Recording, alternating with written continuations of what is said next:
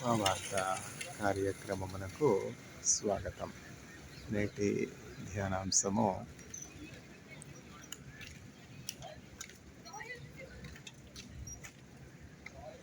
సమకూర్పు, provision. అడవిలో సింహపిల్లలు లేమిగలవై ఆకలి గొనినను యెహోవాయందు భయభక్తులు గలవారికి ఏ మేలుయు కొదువాయి ఉండదు. కీర్తనల గ్రంథము 34వ అధ్యాయము 10వ వచనము. The lions may go hungry, but those that fear God shall not lack any good thing. Psalm 34 verse 10.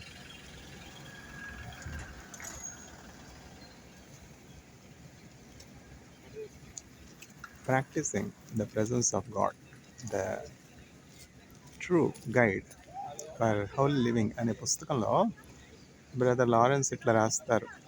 When I see a tree dried out with no hope of coming back to life again, with all its branches withered, marvelously, surprisingly, by the springtime coming back to life with all blossom, with new sprouting, it reminds me of the divine provision. ఎంత వాస్తవం చూడండి. ఎండిపోయి ఆకులు ఏమి లేకుండా కేవలం కొమ్మలు కూడా జీవం లేనట్లుగా ఉన్నటువంటి చెట్లు వసంతకాలం వచ్చేటప్పటికి చక్కగా చిగుర్చి తర్వాత ఫలిస్తూ ఉంటాయి. అదేమిటది? దేవుని శక్తి, దేవుని సమకూర్పు.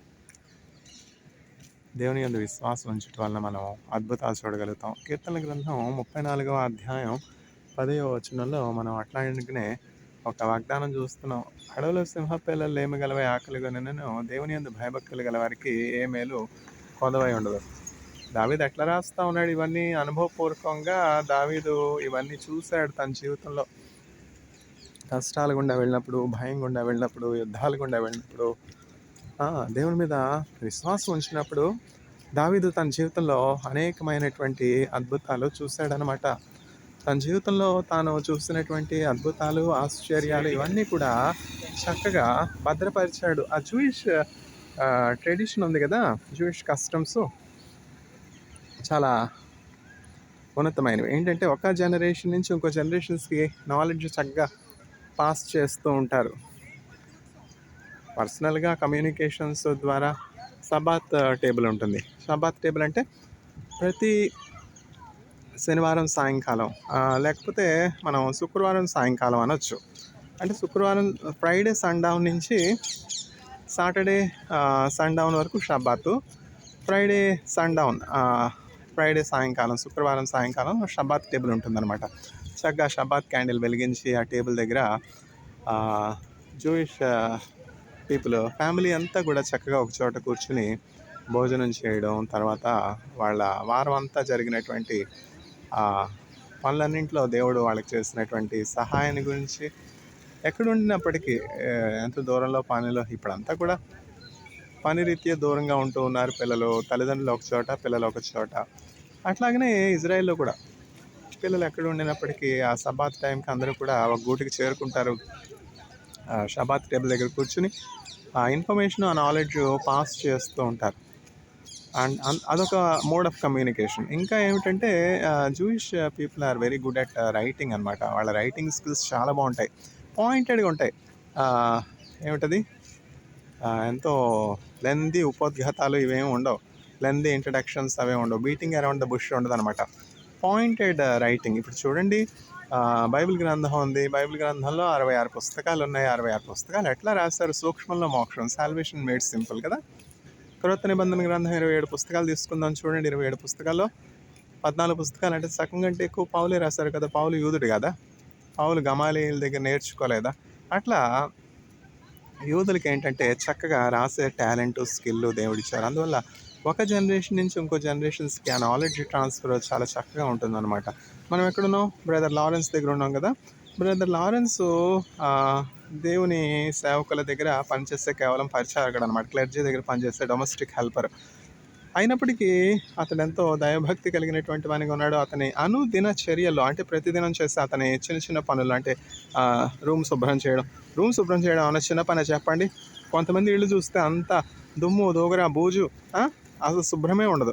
Cleanliness is next to godliness అంటారు. ఎప్పుడైతే మనం ప్రార్థన చేసుకునే వారంగా ఉంటామో మన బాత్రూమ్స్ శుభ్రంగా ఉంటాయి, మన లివింగ్ రూమ్ శుభ్రంగా ఉంటుంది, మన కిచెన్ శుభ్రంగా ఉంటుంది, మనం యూస్ చేసే యుటెన్సిల్స్ శుభ్రంగా ఉంటాయి.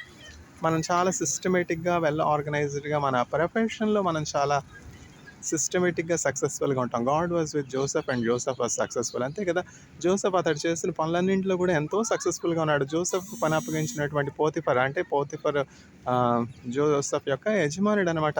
ఏ పని అప్పగించినా కూడా జోసెఫ్ ఎంతో జ్ఞానం కలిగి చక్కగా మళ్ళీ రెండోసారి చూసుకొని అవసరం లేదు, అట్లా చేస్తా ఉన్నాడు జోసెఫ్. పోతిఫర్ ఇంకా జోసెఫ్కి ఏమన్నా పని అప్పగిస్తే మనం మళ్ళీ రెండోసారి చూసుకొని అవసరం లేదు, అంత నమ్మకం అనమాట. జోసెఫ్ ఏమన్నా ఐగుప్తీయుడు కాదే, బయట నుంచి వచ్చినటువంటి వ్యక్తి, హెబ్రూ దాసుడు. అంటే హెబ్రీలో నుంచి వచ్చినటువంటి వాడు కదా. ఈజిప్టు ఎలా వచ్చాడు యోసేపు? ఎక్కడ హెబ్రూ దేశం, ఎక్కడ కానాన్ దేశం. కానాన్లో యాకోబు యొక్క 12 మంది సంతానం ఉన్నారు. ఆ 12 మంది సంతానంలో లాస్ట్ బట్ వన్ జోసెఫ్ అనమాట. లాస్ట్ వచ్చి బెన్యామీను. లాస్ట్ బట్ వన్ జోసెఫ్కి ఏమో 10 మంది అన్నలు ఉన్నారు. ఈ 10 మంది అన్నలు కూడా కుట్ర చేసి జోసెఫ్ మీద అసూయతో జోసెఫ్ని ఎట్లా అయినా సరే బాధించి హింసించి అమ్మివేయాలి అన్న తలంపుతో అతనికి హాని చేయాలి అని ఒక ఉద్దేశం ఎప్పటి నుంచో ఉంది. కానీ అనుకూల సమయం కొరకు ఎదురు చూస్తున్నారు. ఒకనొక సందర్భంలో ఏం జరిగిందంటే యాకోబు తన 11వ కుమారుడైనటువంటి యోసేపుతో చెప్తా ఉన్నాడు. యోసేపుని యాకోబు ఎంతో ప్రేమించాడు. ఎందుకంటే అతని యొక్క వృద్ధాప్యంలో పుట్టినటువంటి కుమారుడు అనమాట యోసేపు. అతను ఎంతో ప్రేమించినటువంటి భార్యకు జన్మించినాడు, లేయా, రాహేలు. రాహేలును ప్రేమించి రాహేలు కోసం 7 సంవత్సరాలు లాబాన్ దగ్గర కొలువు చేస్తాడు.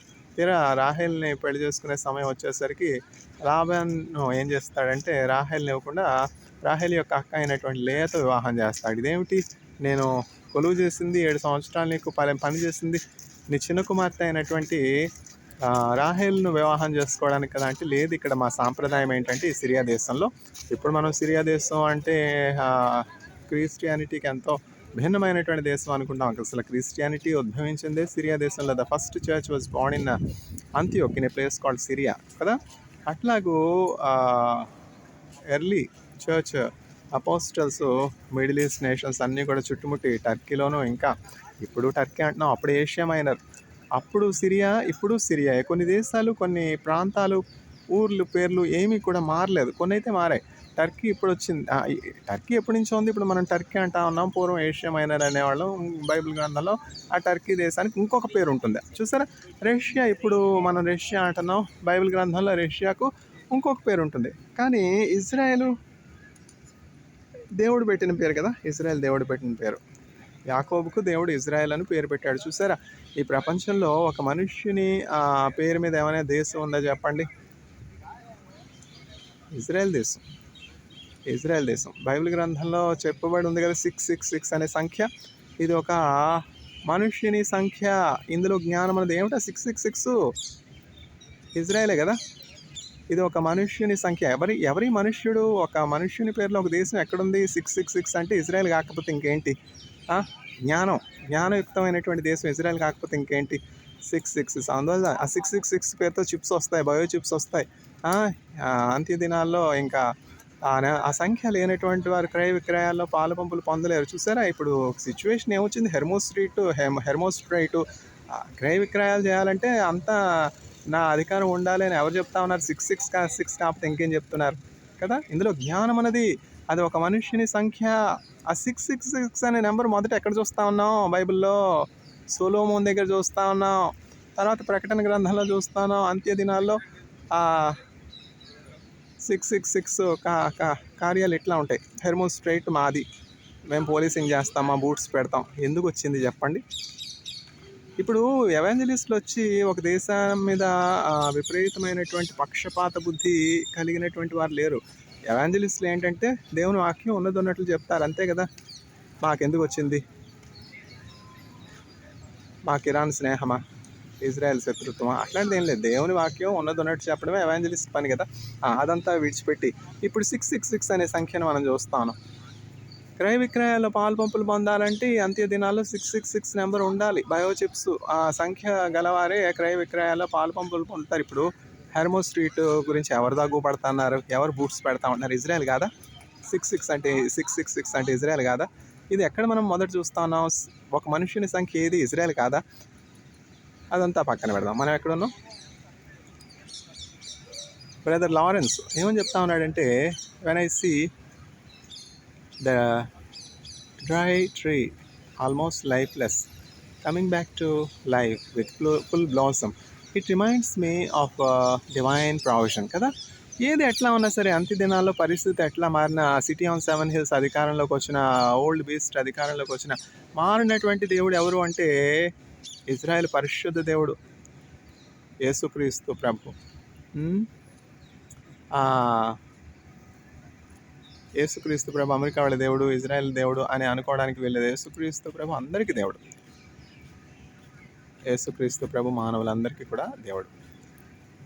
ఎవరైతే యేసుక్రీస్తు ప్రభునందు విశ్వాసం ఉంచుతారో క్షామకాలంలో సైతము, ఇబ్బందులకు సైతం, కష్టకాలంలో సైతం వారికి నిశ్చయంగా సహాయం దొరుకుతుందన్నమాట. చూడండి, by the wounds Jesus Christ has received we're healed. ఎన్ని రకాలైనటువంటి వైరసెస్ ఇజ్రాయెల్ నాలెడ్జ్ ద్వారా డెవలప్ చేస్తూ ఉన్నారు చెప్పండి. ఒక సిటీని వైప్ చేసి కంప్లీట్గా బర్న్ చేసే టెక్నాలజీ కూడా ఇజ్రాయెల్ దగ్గర ఉన్నాయి. థర్మోన్యూక్లియర్ బాంబ్స్, తర్వాత hydrogen bombs, atomic bombs Israel దగ్గర లేనిది ఏముంది? చూసారా, చిన్న దేశం, ఎంతో జ్ఞానం కలిగినటువంటి దేశం. నేను చెప్పేది ఏంటంటే, పరిస్థితులు ఎట్లా మారినా కూడా అంత్య దినాల్లో we're reading the last chronicles of planet earth. కానీ మన క్షేమం ఎక్కడ ఉన్నది, మన ప్రావిజన్ ఎక్కడ ఉన్నది, మన జీవం ఎక్కడ ఉన్నది, మన లైఫ్ ఎక్కడ ఉన్నది అంటే మన జీవము క్రీస్తుతో కూడా దేవుని యొద్ద దాచబడి ఉన్నది. Our life is hidden with Christ in God. ఆ సత్యం మనం తెలుసుకోవాలి. యేసుక్రీస్తు ప్రభులో దేవుని యొద్ద మన జీవము దాచబడి ఉన్నది.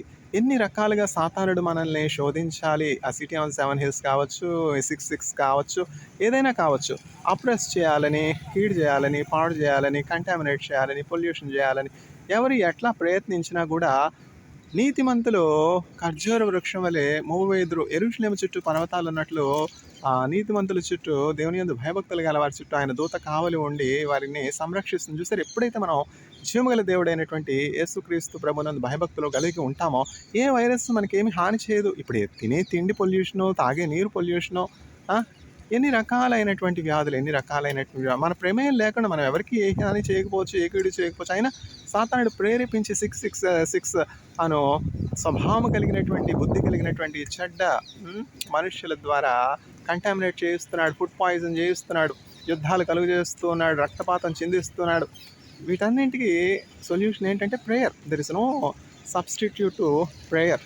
In the sight of God nothing is more important than prayer. There is no substitute to prayer. When we have faith in God, when we trust God, when we fear God, the first thing we will do is prayers. Then even though the lions may go hungry, but those that trust in God shall not lack any good thing. అడవులో సింహపిల్లలు ఏమి గలవై ఆకలిగొనెను, యెహోవా యందు భయభక్తులు గలవారికి మేలు కూడా కొదవే ఉండదు. మనం ఒకళ్ళ మీద శత్రుత్వం పెట్టుకోనమని, ఒకళ్ళ మీద విరోధ భావం పెట్టుకోనమని చెప్పట్లేదు. ఏంటంటే అంత్య దినాల్లో ఇట్లా ఉంటాయి. అంత్య దినాల్లో అపాయకరమైనటువంటి కాలంలో సంభవించును. మనుష్యులు సజ్జన ద్వేషులుగా ఉంటారు, అపవాదకులుగా ఉంటారు, అజితేంద్రియులుగా ఉంటారు, హింసకులుగా ఉంటారు, నీతిమంతులను ద్వేషించేవారుగా ఉంటారు. We're reading the last chronicles of planet earth. లేకపోతే మిడిల్ ఈస్ట్లో అంత యుద్ధం ఏంటి చెప్పండి. ఏది ఎట్లా ఉన్నా కూడా మనం వాక్యసారం ఏంటంటే యేసుక్రీస్తు ప్రభు నామందు మనం విశ్వాసం ఉంచాలి. అప్పుడు మనకి హీలింగ్ ఉంటుంది. By the wounds Jesus Christ has received we're healed. Only in the name of Jesus there is forgiveness of sins. Only in the name of Jesus there is eternal life. అమెరికాను చూసి America వాళ్ళ దేవుడు కాదా యేసుక్రీస్తు ప్రభు, వాళ్ళు ఇట్లా ఉంటే యేసుక్రీస్తు ప్రభు ఎట్లా ఉంటాడో, ఇజ్రాయెల్ దేవుడు కాదా యేసుక్రీస్తు ప్రభు, వాళ్ళు ఇట్లా ఉంటే యేసుక్రీస్తు ప్రభు ఎట్లా ఉంటాడో, అట్లాంటి డెసిషన్స్కి మనం రాకూడదు. చెట్టు మంచిదైతే ఫలం మంచిది కాదా, ఫలం మంచిదైతే చెట్టు మంచిది కాదా, ఈ ఫలం ఇజ్రాయెల్ ఫలం కాదా, ఈ ఫలం అమెరికా ఫలం కాదా, వీళ్ళు అమెరికా దేవుడు కాదా, యేసుక్రీస్తు ప్రభు ఇజ్రాయెల్ దేవుడు కాదా, అది సరైనటువంటి డెసిషన్ కాదు, అది సరైనటువంటి నిర్ణయం కాదు. యేసుక్రీస్తు ప్రభు పరిశుద్ధుడు, చక్కని శ్రేష్టమైనటువంటి ద్రాక్షవల్లిని తీసుకొచ్చి సత్తువ గల భూమిలో దేవుడు నాటాడు. నాటినప్పుడు ఆ ద్రాక్షవల్లి మంచి ఫలం లేకుండా కారు ఫలాలు ఇచ్చింది. అది ఎవరు తప్పు? ఆ ద్రాక్షవల్లి నాటినటువంటి దేవుడు తప్ప? అమెరికా చేసే యుద్ధాలకి దేవుడిని బాధ్యుడిని చేస్తే ఎట్లా? ఇజ్రాయెల్ చేసే యుద్ధాలకి దేవుడిని బాధ్యుడిని చేస్తే ఎట్లా? యేసుక్రీస్తు ప్రభుని దూషించి విసర్జిస్తే ఎట్లా కదా? మనుషులు చూసి యేసుక్రీస్తు ప్రభుకు దూరంగా పారిపోకూడదు, కానీ పరిస్థితులు ఎట్లా ఉన్నా పరిశుద్ధుడైనటువంటి యేసుక్రీస్తు ప్రభు దగ్గరికి వచ్చి మానవులందరూ కూడా రక్షింపబడవలసినటువంటి చివరి గడియ వచ్చి ఉన్నది. We're reading the last chronicles of planet earth. ఆ 666 అనే నెంబర్ ఉంటే కానీ క్రయ విక్రయాలు పాలు పంపులు ఉండవు. ఇంకేంటి? ఆ బీస్ట్ సిటీ ఆన్ 7 హిల్స్ అధికారం రానయ్యున్నది. స్వార్థ మూయబడుతుంది. ఇట్లా స్ట్రీట్ ప్రీచింగ్స్ అన్నీ క్లోజ్ అయిపోతాయి. బైబుల్ ప్రీచింగ్ అంతా బంద్ అయిపోతుంది. బైబుల్స్ ఫ్రీగా సర్క్యులేషన్ ఉండదు. చర్చెస్ ఉండవు. ఎందుకంటే చర్చిని దేవుడు పరలోకంలో తీసుకుని వెళ్ళిపోతాడు. చూసారు, ఇవన్నీ మార్పులు in blink of an eye వచ్చేస్తాయి అనమాట. డ్రాస్టిక్ చేంజెస్, సడన్ చేంజెస్ వస్తాయి. ఎప్పుడు యెరూషలేములో ఆలయం కట్టబడినప్పుడు ఇంకా బైబిల్లో ఉన్నటువంటి ప్రవచనాలన్నీ చక్కగా ఫాస్ట్ ఫార్వర్డ్ జరిగిపోతూ ఉంటాయి. ఆ యెరూషలేములో జరిగే విషయాలని మనం జాగ్రత్తగా చూడాలి. యెరూషలేములో కట్టబడుచున్నటువంటి దేవుని ఆలయం కొరకు ఎదురు చూడాలి. అంటే that is the true symbol for the end days. ఇవన్నీ జరగనున్నాయని బైబిల్ గ్రంథంలో చెప్పారు కదా. నా సొంతం అట్లా ఆ 666 అనే నెంబర్ ఎక్కడ చూస్తానో లేకపోతే చెప్పండి. ఫస్ట్ సొలొమోన్ కాదా? ఆ 666 అనే ఒక మనుషుని సంఖ్య ఇజ్రాయెల్ కాదా? దేవుడు విని వారికి జ్ఞానబుద్ధి దయచేయనుగాక. యేసుక్రీస్తునందు విశ్వాసం దయచేయనుగాక. ఆమేన్.